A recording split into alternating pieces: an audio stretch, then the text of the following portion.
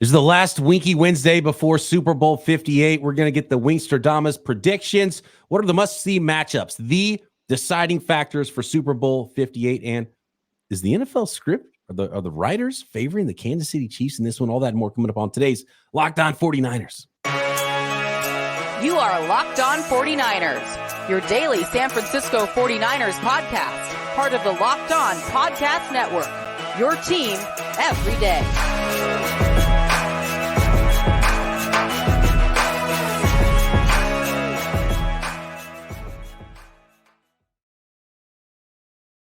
Welcome to Locked On 49ers. Brian Peacock and Eric Crocker with you as always at BD Peacock, at Crocky209 on Twitter. Thanks everybody for making us your first listen on the Locked On Podcast Network, your team every day. Appreciate all the everydayers out there. Make sure you are subscribed on YouTube and everywhere you get your podcast. Bringing on a special weekly guest as we do on Wednesdays in just a moment. Today's episode of Locked On 49ers is brought to you by Prize Picks, the easiest and most exciting way to play daily fantasy sports. Go to prizepicks.com/LockedOnNFL and use code, all lowercase, LockedOnNFL for a first deposit match up to $100.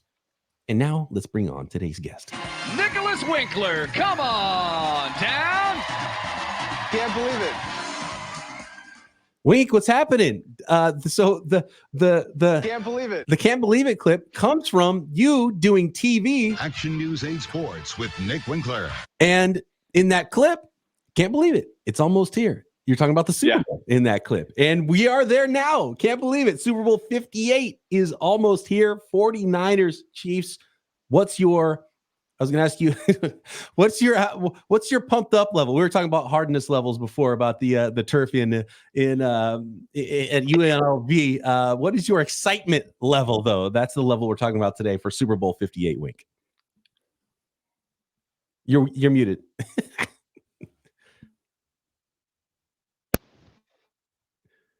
Uh-oh, we lost Wink. Yeah, I don't know what's going on. Oh, there we go. I'm on my phone today. I'll just take these earbuds out. It might sound weird. I've been without power since Sunday morning. I'm just going crazy over here. So, this is going to be a fun podcast today, gentlemen. So, hey, that clip you were talking about, a lot of fun. I talked about how Super Bowl is like, my favorite day, even more so than my birthday and Christmas morning. Like, it's just the best, right? So here we go, right? Super Bowl week. It's coming.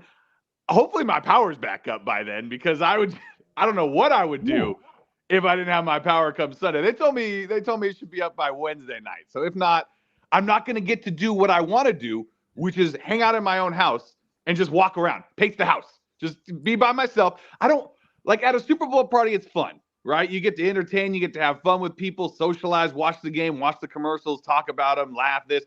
Not when the Niners are playing. That's business. That's going to be me focused on the game. They need me focused on the game. They need me in it. They need me really paying attention. So I'm going to do it by myself with my kids and my family. And that's it. That's my Super Bowl Sunday. What do you guys got planned? Yeah, I don't know if I can do a Super Bowl party for the same reason. And I already don't like Super Bowl parties because if you're going to shush me during the commercials, nah. I'm out. The commercials, I don't care. They're for getting beverages, getting food. I'm focused on the game. I'm shushing you during the game. You're not shushing me during the commercials, right? Halftime show, don't care about it. If you really love the artist at the halftime show, go see one of their real concerts. Guarantee you it will be better. I always think back to Prince. Everyone's like, oh man, Prince, greatest halftime show of all time. Sure, maybe it was, but you know what's better than that? A real Prince concert. And those existed. So if you care about Prince, go see Prince. But that was cool how it rained during his performance, which was pretty cool. But it was the same last year. It was like everyone's like all showing their age. You're like, oh man, greatest halftime show ever. We had Eminem and Dr. Dre and all the stuff. And I was like, yeah, where were you, dude, when they were coming through town back in the day, right? But I'm not a Super Bowl party guy. I think it's really cool though if your team is playing. So if it was a big party, big screen, crazy 49ers fans, I think that would be a lot of fun. Yeah. But as far as like getting casual fans in and, whatever, go have your fun, have a Super Bowl party, do your squares and, laugh at the commercials and enjoy the halftime. That's your thing. That's not my thing. I just don't want to be a part of it. I'm focused on the football. I need to be focused on the game. I'm taking literal notes. So I got to cover it and I'm talking about it. The game is what matters still. I definitely prefer to be by myself. Let's say like the Lions game, right? I watch the Lions game. It's just me, my wife, and our friend Katie. And so they're not bothering me. I'm just watching the game. I get to process it by myself. When you watch games with other people, like I watched the 49ers versus Ravens, I was around a bunch of people. Oh, that had to talk hurt. about just frustrated, irritated. I'm just trying to watch this game. I got people in my face. They're talking trash, this, that, and the others. Like, dude, your team didn't even make the playoffs. Your team got bounced out first round. Like, let me focus on my team right now. Then ultimately the 49ers came back. Everybody got all quiet. Then the 49ers lost. They got pictures of me and stuff, like upset. It's like, okay. I can watch it with, like, let's say if Wink and Peacock and I got together. I can watch it with you guys. Yeah. I cannot watch it with other, like, just like you said, kind of not random people, because you know these people, but just casual fans can't do it. I gotta be with a select very few. The last Super Bowl, 49ers versus Chiefs, it was just me and my buddy Lavelle Hawkins. Matter of fact, I might go to Hawk's house this time and watch the game with him. I don't think you can. Well, I was gonna say if the other one might have been bad luck. I don't know. Yeah. You got to mix it up. Maybe he comes to your house or something. You got to switch it up somehow. Definitely got to change it up. Yeah, but like I can watch it with one other person, and we were chilling, we were watching, and he said when the 49ers had got stopped on one possession, they were up 10 at this time. He said 49ers gonna lose this game. And he's a big 49er fan as well. He played for years for the Tennessee Titans and Chargers with the Niners for a little bit, but he was like, he's a big 49er fan, diehard. He was at all the playoff games, and he's like, that game, he was like, man, Croc, it's just me and him in there. He said they're gonna lose this game. Okay. He's drawing up plays on the board, like, okay, they need to do this, and he's drawing things up, and they did some of the things. He's like, I told you, Croc, I told you. But I can't watch it with too many people. Yeah, it's funny with the Lions game, a couple weeks ago. My brother, as you guys know, diehard Lions fan, right? Like forever. And people were asking me, like, oh, are you gonna go watch it with your brother? And I was like, and his house full of Lions fans? Like, that sounds horrible. Sounds like the worst thing you could possibly Why do. are there a house full of Lions fans? Because he has made them all Lions fans. He has tortured them by creating more Lions fans and submitting them to that for the rest of their lives, like signing them up for a tortured existence. Like my poor family down there in SoCal, my brother, man. What's funny too is here we are a week and a half later, him and I still haven't talked about it. Like, I know I'm not going to bring it up. If it was a normal thing, my brother and I talk a lot of trash about a lot of things, but I know that hurt. That gutted him because he's been a Lions fan since like 91. He's been in it forever. And this was the closest they've ever been. And it's my team that took him out. Like, if he wants to talk about it, he'll bring it up. But I'm not going to, it's not talked about. It's unspoken. Last time I saw him, I got to talk to him the other day on FaceTime. I just kind of gave him a little smile, like a little like, what's up? Excited for the Super Bowl? Yeah, exactly. Like you gonna watch the big game? Did you get any squares? Yeah.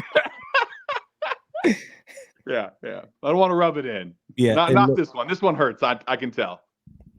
It's Chris Long was on with Rich Eisen recently, and he said it was something that one of his teammates told him before he was in a Super Bowl, because he said at the end of his career he was ring chasing when he joined the Patriots, and he was part of the 28-3 when they came back and beat the Falcons in the Super Bowl. And he said basically that it's better to go 3-13 than to lose the Super Bowl.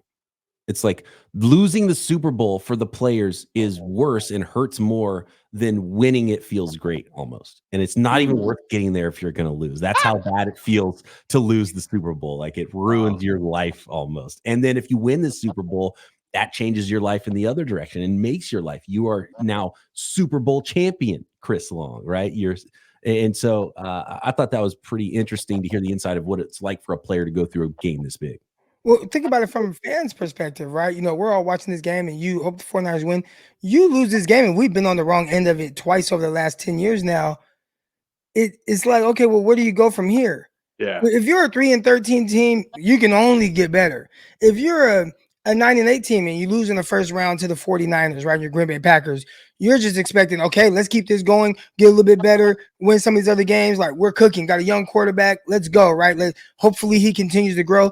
if you're the 49ers and you look at this team and, God forbid, it doesn't go the 49ers way and you haven't won a Super Bowl since 1994, it's like, what do you have to look forward to next year? Because that's the highest of highs. Yeah. Like that, it doesn't it's not like, can you say, well, next year will be even better? Like, you can't even really definitively say that.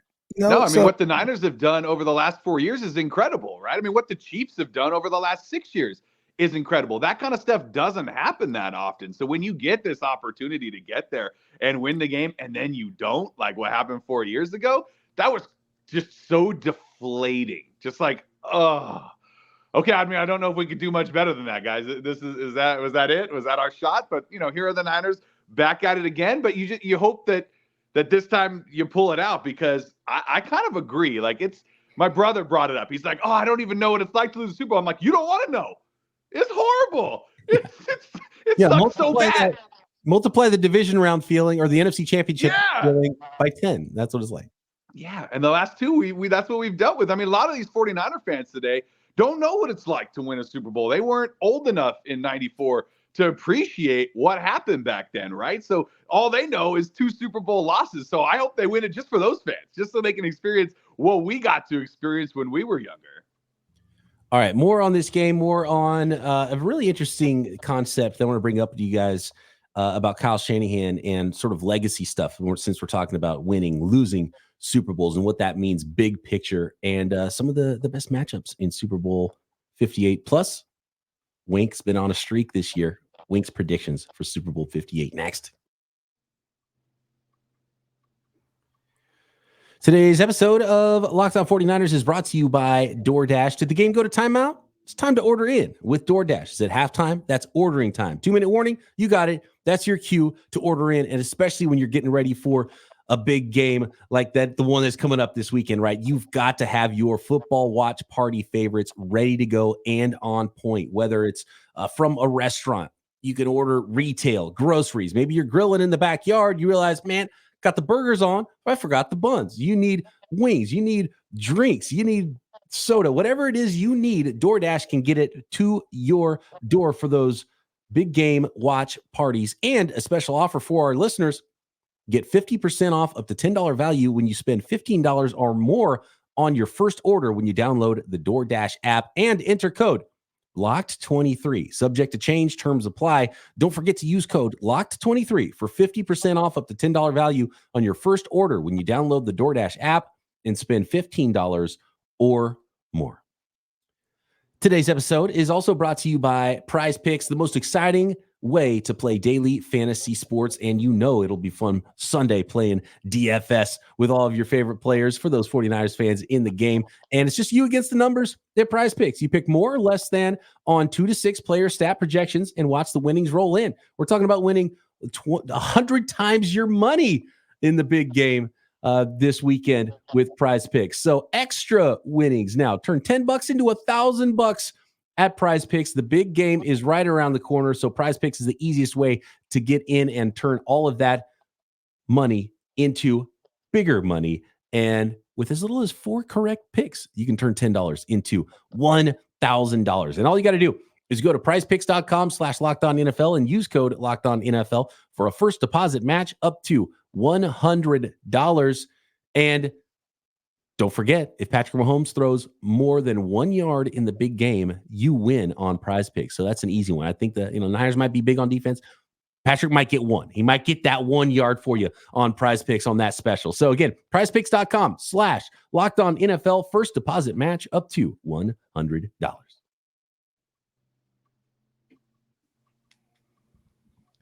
All right. Let's talk legacy real quick, and then I want to get to one of the questions that we've been asked a lot this week about the script, and if things are starting to favor the Chiefs already for the versus the 49ers in the Super Bowl. But is this? I feel like we're talking about the players, we're talking about fans. Some fans aren't old enough to remember winning a Super Bowl. Some fans only know Super Bowl losses. Kyle Shanahan knows Super Bowl losses. He knows it multiple times. I was asked this question on local radio. Shout out Kerry Crowley, KMBR. I was on last night. In fact, Monday night. We're recording this on Tuesday. Is Kyle Shanahan's legacy cemented further. He can't win the big game if he doesn't win the Super Bowl, because that's already what he is. He's a regular season coach. And it's funny because everyone holds Kyle Shanahan in such high regard. It's like, oh, Brock Purdy can't be great because his coach is Kyle Shanahan. And that's how good Kyle Shanahan is, right? You can't even, you can't give credit to his quarterback, but then it's like, oh, but he can't win the Super Bowl, can't win the big game. The 28-3 is so huge for him. I think of Steve Young pulling the monkey off his back, right? I feel like Kyle Shanahan really has that monkey on his back. He has to win a ring to validate his career, his lifelong career legacy. If he doesn't ever win a Super Bowl, he will be that guy that can't win the big one. Kind of reminds me a little of, and probably a lot, and I think a lot of people have brought this up, but Andy Reid. Yep. And it's like, you can't win a Super Bowl until you win it, right? And Andy Reid had several opportunities. He's always been in that realm of a really good play caller, a really good coach. He's had a lot of really good teams. He's had a lot of loaded rosters and skill position players and whatnot. And that Super Bowl win can just be elusive at times. As elusive as Shady McCoy was for the Philadelphia Eagles. And, I think when you look at the 49ers right now, when you get to the point where it's good on good, I don't think it's as simple as just saying, oh, this guy can't win the big game.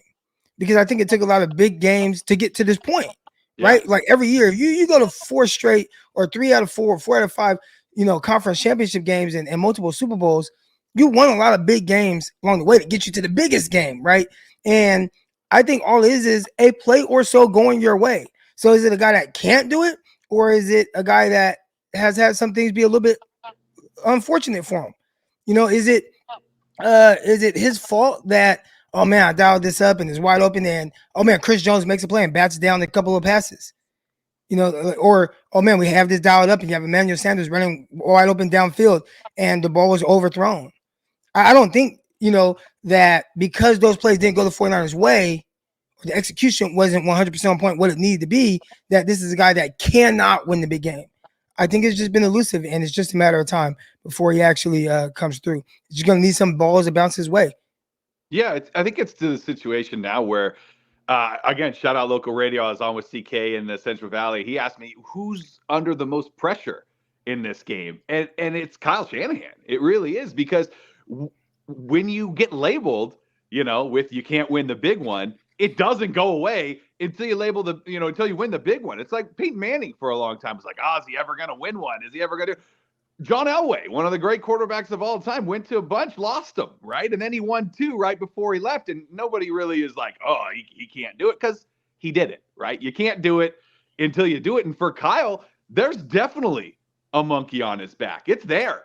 It started in Atlanta and it followed him to San Francisco. And like you said, he's a throwaway, a batted ball, a holding call, on the lineman against Nick Bosa, away from maybe winning that Super Bowl. Or a holding call away in the Falcons Patriots game. Everybody forgets that. Yeah, you're totally right. They were up 8 points.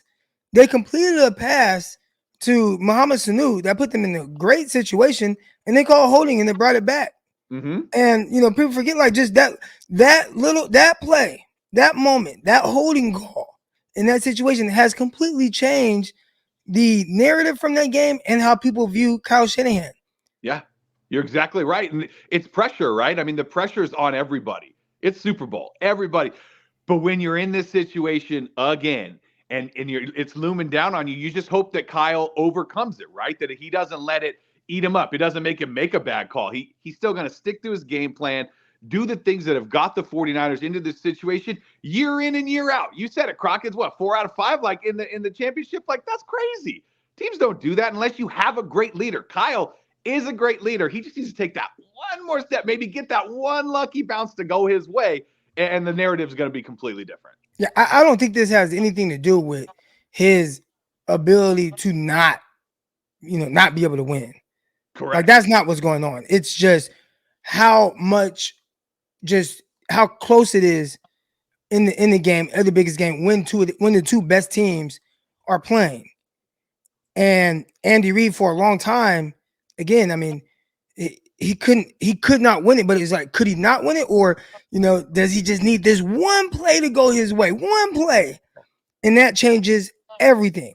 Kyle has only needed one play to go his way several Multiple times. Yep. The margin of victory is so narrow in any game in the regular season, let alone when the two best teams get together in the Super Bowl. You don't want him to grip too tight, but I think it was a great sign. He was a little loose Monday night. I think it was an awesome sign, right? He needs to be loose. And so I'm pumped for this one. And Kyle needs it for his legacy as much as anybody, for sure. But are the NFL scriptwriters going to allow Kyle Shanahan and the 49ers to win this game? Wink's prediction for Super Bowl 58 next. Today's episode of Locked On 49ers is sponsored by BetterHelp Online Therapy. Sometimes we all need the opportunity to get something off our chest, big or small. Certain things can really start to get to you. It's important to let that out, especially to someone who's unbiased in your life. We talked a little bit about today, and it can be sports. And I know a lot of people are going to have to talk through a lot of things depending on how it goes on Sunday. Just like Wink's brother, a longtime Lions fan. You know, Lions fans need therapy, and you know, it's fun joking about it, and therapy can be different for everyone. Most of us have bigger problems than our favorite sports team, but it's important to get things off our chest, big or small. It might seem trivial. You don't want that small thing to become a big thing in your life. So if you're thinking about starting therapy, give BetterHelp a try. It's entirely online, designed to be flexible and suited to your schedule. And all you got to do is visit betterhelp.com/lockedon to get 10% off your first month. That's BetterHelp, HELP.com/lockedon.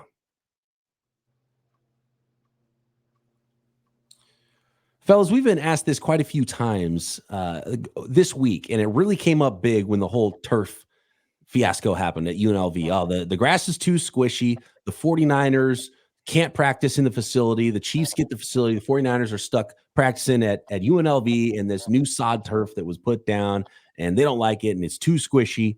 And people start asking the question, is the NFL favoring the Chiefs throughout all of this? And are we talking about the script again with the 49ers really not having a chance because the NFL wants Patrick Mahomes and wants the Swifties and wants the Kansas City Chiefs to win the Super Bowl? Wink, what are your thoughts on that idea? I mean, you know, they have rules, right? And every other year it switches, and you know, the AFC gets the home field advantage in this week. That's just, or this year. That's how it turned out. You know, you can't make excuses. You can't whine about it. You can't cry about it. You just hope that nothing bad happens, right? When you're practicing on a soft field like that, you hope no injuries pop up or anything like that. You don't want that to become a major storyline. But maybe you look at it like this, like when a baseball batter is about to go up, right? He's warming up with a donut, right? Or two bats. And then he gets up there and it's easier to swing. Well, all week you're going to be running around on this soft turf, and then you get out there at Allegiant Stadium on Sunday, and boom, all of a sudden you're on a fast track, and it seems so much easier. So let's look at it as a positive for the 49ers, right? Because there's nothing you can do about it at this point. I like that, Croc. Do you ever feel that way where you're working out on a slow turf, you can get to a fast turf, and you're like, oh man, I feel a little bit faster today? I don't know if I've ever felt fast. I always wished I was just a little faster. Maybe I should have trained on some softer turf. Maybe that would have helped me run a little bit better. But I do like what Wink said about kind of the home field advantage thing. It switches every year. It's not like, okay, this year, Kansas City Chiefs, 49ers. Okay, let's give it to Kansas City. Like, no, it just flip-flops. The issue is Kansas City just continues to be in the Super Bowl, so it almost feels like they always have the advantage. Like, they were essentially the home team when the 49ers played them in 19. That's why they wear the red jerseys and the 49ers had the white jerseys. But last year, the Philadelphia Eagles had the home field advantage. They had the actual stadium where they were playing at. They had the NFL facilities and all that, while Kansas City had to go and practice somewhere else. And it just flips every year. This time it's the 49ers chance to go somewhere else. I will say that I really like the facilities over at UNLV. I thought they were really nice. The only issue is they have turf, which most places in America now, colleges, high schools, have a lot of turf because it's lower maintenance and you get to keep up with it. So that's a little unfortunate that the 49ers wanted to kind of maneuver to make it how they want it. And they tried to do what they could to accommodate the 49ers needs, and they weren't able to do it to the 49ers liking. So it is a little tough. They did the best they could, but like Peacock said yesterday, they had all these specialists coming out and said, no, actually it's pretty fine. It might be a little softer than what you're expecting or what you're used to, but this is actually really good and really good turf. And when I got a good look at it and a good view, it looked fine to me. It looked great. Yeah, it's the Chiefs practiced at Arizona State last year, I think it was, while the Eagles got the Cardinals facilities. And it's just an every other year thing. People they said the same thing for years about the Patriots and Tom Brady, and NFL wants them to win. It's just, this was the year that the AFC had the home field, and they got to choose. They got to practice there. They got to choose the uniforms. And as long as they're playing on the same field on Sunday, which they will be, then the field conditions don't matter. As long as it's not a safety issue and players are getting hurt during practice on the squishy stuff. So it's just what it is. I know it feels that way sometimes when you're a fan, that everybody's trying to get the other team to win, but no, that's not what's going on right now. And it's up to the 49ers to figure it out. And that's why Kyle Shanahan yesterday had to say, nope, field's fine, not a problem, because he can't let that hang over his team. They got to get to work, and they're going to have a serious practice on Wednesday. That's the turf they're going to practice on, and they got to get ready for a football game. You can't have any other distractions, any other weirdness going on. You got to focus. It's business. When you're always in the Super Bowl, then it's probably going to feel like, because you continue to see this team, that things are going their way. You have more opportunities for it to look like that. And is this Mahomes' 4th Super Bowl appearance? That's crazy. Yep. Yeah. He's lost one. Yeah. It's ridiculous. But he's just always there. So in 6 years, 4 out of 6. Yeah. He's been in the AFC Championship game every year. Yeah. He actually would have been in the Super Bowl another time if D4 wasn't offsides. D4 lined up offsides and negated a Tom Brady interception that really ended the game. Mm-hmm. So, I mean, we'd be talking about 5 out of 6 years in the Super Bowl to start his career. That is kind of wild. Yeah. Is this the year, Wink? What is your prediction for the game? And do you have any one big matchup that either you're excited to see or you think will decide this game before you make your prediction? Yeah, you know me. I've been riding this Super Bowl train all year long with my picks, and missed a couple there. It started off good when I missed the pick against the Eagles when I picked the loss and they got a win. And started off great. Started off great. You said good. You started off great. 12-0. 12-0 was pretty good. I was cool with that. And then to lose that one against the Eagles because they won, it was fantastic. And then I mispicked the Rams game at the end of the year. I didn't know they were going to have it all wrapped up and not really play for it. So essentially losing 3 out of 19 games. That's pretty good. So let's keep riding the train, right? Let's just go ahead and say they're going to win this thing. That was my original prediction. And as it comes to matchups, I mean, the biggest guy that worries you in that offense for Kansas City is Mahomes, right? And who's his number one guy? It's Travis Kelce. So you got to find a way to contain Kelce. You saw what he did in the AFC Championship game, where it was just catch after catch, move the sticks all day long, touchdown. So you find a way to kind of slow that guy up. I think that's going to go a long way to the 49ers winning the football game. But honestly, the biggest guy that worries me after watching the run defense against the Lions 2 weeks ago is Isaiah Pacheco, because that guy runs hard. He is fast, and he is just like a train coming out of that backfield. And if the Lions can do that against you, you got to watch out for what Isaiah Pacheco can do, because if he sets up that play action with Patrick Mahomes, that's going to be dangerous. So for me, it's the linebackers, it's the front four, it's the 49ers defense. It's really going to make the difference in this football game. You look at Pacheco, and you're right to, I don't want to use the word worry, but know that he potentially can be a big part of this game. You look at what he's done so far really in the postseason, 24 carries last game, only 68 yards. So we're talking about less than 3 yards per carry, but just their willingness to continue to go to him. In the divisional round game against the Miami Dolphins, he had 24 carries for 89 yards. So this is a guy that they will not shy away from giving the ball to. If I'm not mistaken, coming out of college, he ran like a 4.3, so he can kind of get going up the sideline. You got to bottle him up, but it does feel like this is a team that will not go away from the run like they were more inclined to in years past. He was part of the same 7th round that Brock Purdy was selected in. He was about 10 picks ahead of Purdy, I believe, in that 7th round. So that was a big draft. The 7th round of 2022 showing up here in Super Bowl 58. Yeah, and if they got the ground game going, the Chiefs do, and you're setting up easy 3rd downs for Mahomes and Kelsey, I mean, that's just a recipe for disaster for the 49ers. You want Mahomes to press. Mahomes hasn't thrown any turnovers, any interceptions in the playoffs. You want him to press, have third and longs where he's got a little pressure, trying to make something happen, tries to make too much happen, throws the ball to the other team. That's the recipe, not the, it's 3rd and 3 all day long, and they're just marching down the field on you because you can't stop the run on early downs in Isaiah Pacheco. So I like that one, Wink. But Winksterdamus has spoken.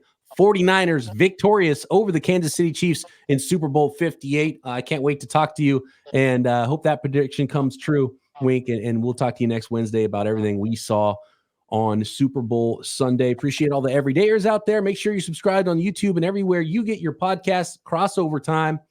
Chris Clark, Ryan Tracy of Locked On Chiefs tomorrow joining us on Locked On 49ers. See ya. Can't believe it. Get that 6th.